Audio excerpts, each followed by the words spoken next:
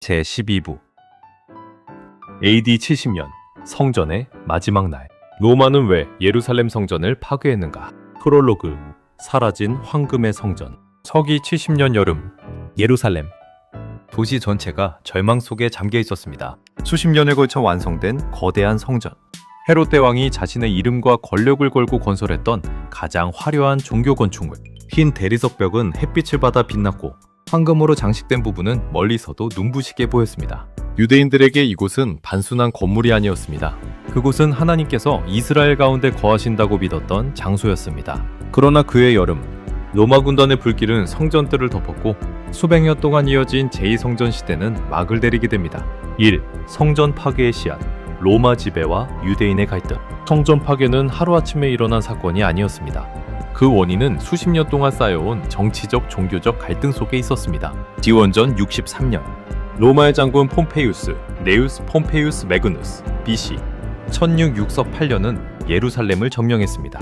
이후 유대 지역은 로마의 영향 아래 들어갔습니다. 처음에는 유대인에게 어느 정도 종교적 자치가 허용되었습니다. 로마는 피정복 민족의 신앙을 완전히 없애기보다는 세금을 바치고 질서를 유지하는 한 기존 종교 제도를 인정하는 방식을 선택했습니다. 그러나 유대인의 입장에서 로마 지배는 점점 견디기 어려운 것이 되었습니다. 문제는 단순한 정치적 독립이 아니었습니다. 유대인들은 자신들이 하나님과 특별한 언약을 맺은 민족이라고 믿었습니다. 그런데 로마 황제에게 충성을 요구받는 현실은 신앙적 갈등을 일으켰습니다.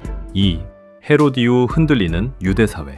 헤롯 대왕, 헤롯 더 그레이트, BC 734년경은 로마와 협력하면서 유대를 통치했습니다. 그는 뛰어난 정치가였지만 동시에 강력한 권위주의 통치자였습니다. 그가 죽은 뒤 왕국은 세 아들에게 나누어졌지만 결국 유대 지역은 로마 총독의 직접 통치를 받게 됩니다. 특히 유대인들이 가장 불만을 품었던 것은 로마 총독들의 무감각한 태도였습니다. 유대 사회에서 성전은 가장 민감한 공간이었습니다. 성전을 모욕하는 행위는 단순한 행정 문제가 아니라 하나님에 대한 모독으로 받아들여졌습니다. 3. 본디오 빌라도와 누적되는 긴장.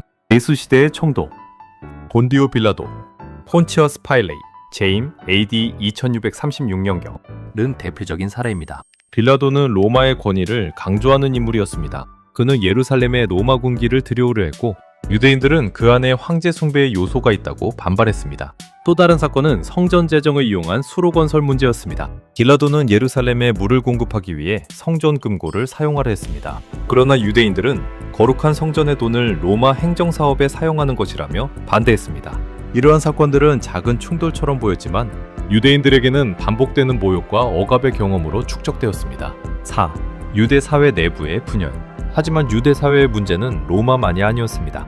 1세기 유대 사회는 내부적으로도 깊게 갈라져 있었습니다. 사두개파. 사두개파는 성전 귀족계층과 가까웠습니다. 대제사장 가문은 대부분 사두개파와 연결되어 있었습니다. 그들은 로마와 타협하면서 성전 체제를 유지하려 했습니다. 바리새파. 바리새파는 율법과 전통을 강조했습니다. 그들은 로마 지배 아래에서도 하나님의 뜻을 지키는 방법을 고민했습니다. 에세네파. 에세네파는 기존 성전 지도층을 타락했다고 비판했습니다. 하해 문서를 남긴 쿰란 공동체와 관련이 있다고 보는 학자들이 많습니다. 열심당. 가장 급진적인 집단은 열심당이었습니다. 그들은 로마 황제가 아니라 하나님만이 이스라엘의 왕이라고 주장했습니다. 무장 저항도 정당하다고 보았습니다.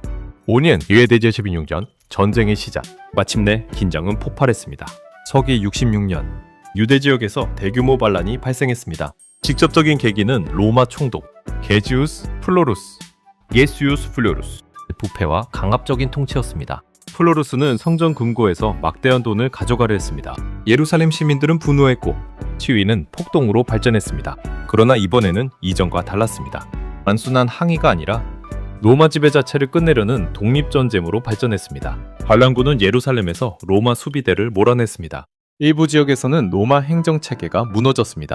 유대인들은 잠시나마 독립의 희망을 보았습니다. 6. 로마의 대응. 제국의 힘이 움직이다. 로마 제국은 이를 단순한 지방 소요로 보지 않았습니다. 유대 반란은 제국 통치 질서에 대한 도전이었습니다. 네로 황제, 네로 AD 3768년은 경험 많은 장군 베스파시아누스 AD 979년에게 진압을 명령했습니다. 베스파시아누스는 정면 돌파보다 단계적인 전략을 선택했습니다. 먼저 갈릴리를 장악했습니다. 주요 요새와 도시를 차례로 점령했습니다. 유대 저항 세력은 점점 예루살렘으로 몰려들었습니다. 그러나 예루살렘 안에는 더 큰 문제가 있었습니다. 외부의 로마군보다 내부 분열이 심각했습니다. 서로 다른 저항 세력이 도시 안에서 충돌했고 식량과 무기가 낭비되었습니다. 7. 티투스의 등장. 서기 68년.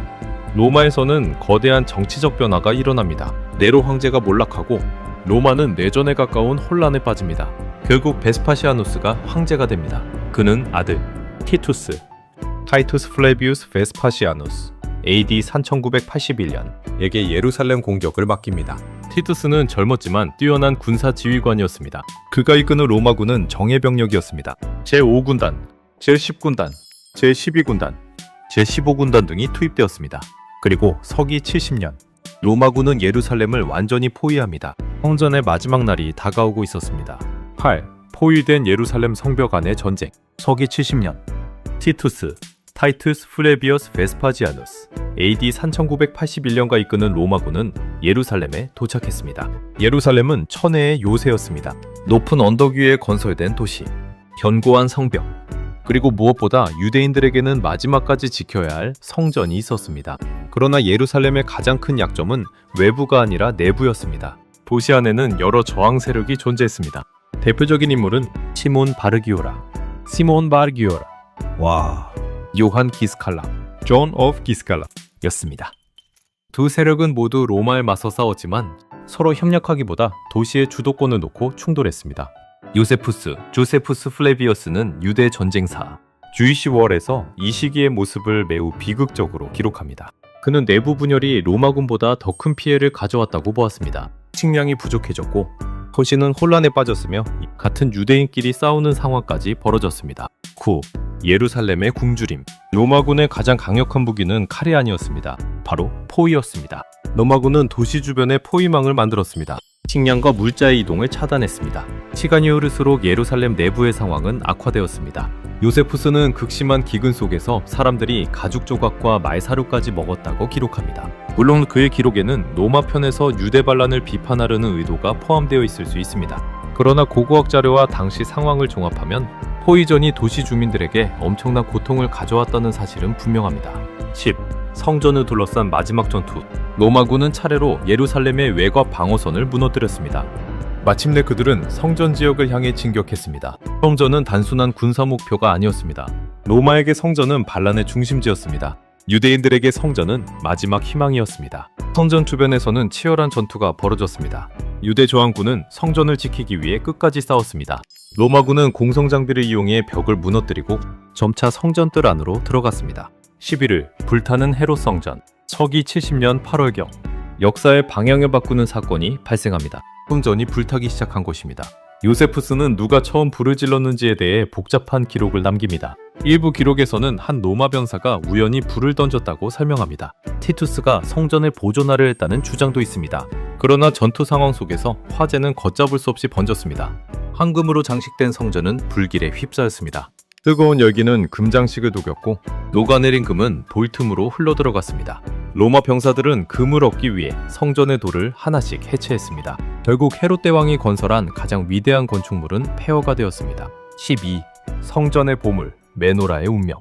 로마군은 성전에서 많은 보물을 약탈했습니다. 그 가운데 가장 유명한 것은 7촛대, 메노라였습니다. 메노라는 성전의 상징이었습니다. 성소 안에서 빛을 밝히던 거룩한 등잔이었습니다. 티투스는 성전 보물을 로마로 가져갔습니다. 그 모습은 약 10년 뒤 완성된 티투스 개선문, Arch of Titus 조각으로 남아있습니다. 오늘날 로마에 남아있는 개선문 부조에는 로마 병사들이 메노라와 여러 성전 기물을 운반하는 장면이 새겨져 있습니다. 이는 고고학적으로 확인 가능한 가장 중요한 성전 관련 이미지 가운데 하나입니다. 13.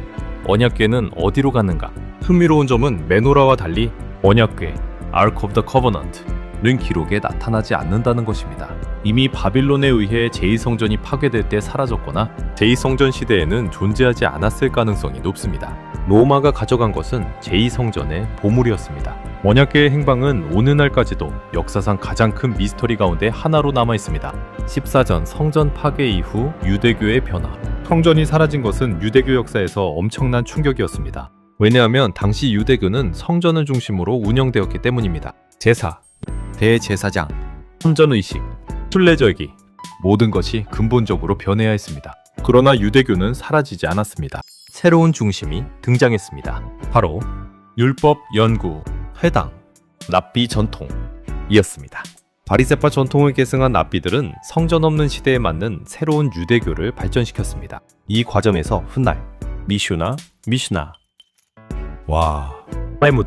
탈무드라는 거대한 유대 문헌 전통이 형성됩니다. 15.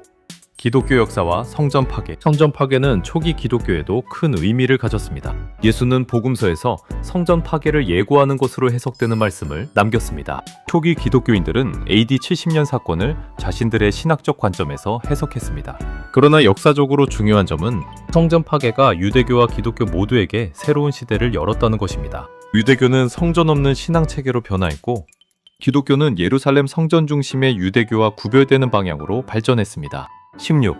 사라진 성전, 남겨진 돌. 오늘날 예루살렘에는 헤롯 성전 자체가 남아있지 않습니다. 그러나 성전산 주변에는 당시의 흔적이 남아있습니다. 서쪽 벽, 거대한 석재, 남쪽 계단, 고대 거리 유적. 이 돌들은 2000년 전의 역사를 증언합니다. 성전은 무너졌지만 그 의미는 사라지지 않았습니다.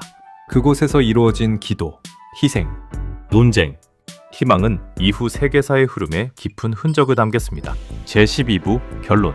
돌은 무너졌지만 기억은 살아남았다. 솔로몬 성전에서 시작된 긴 역사는 헤롯 성전을 거쳐 AD 70년 로마의 불길 속에서 끝나는 듯 했습니다.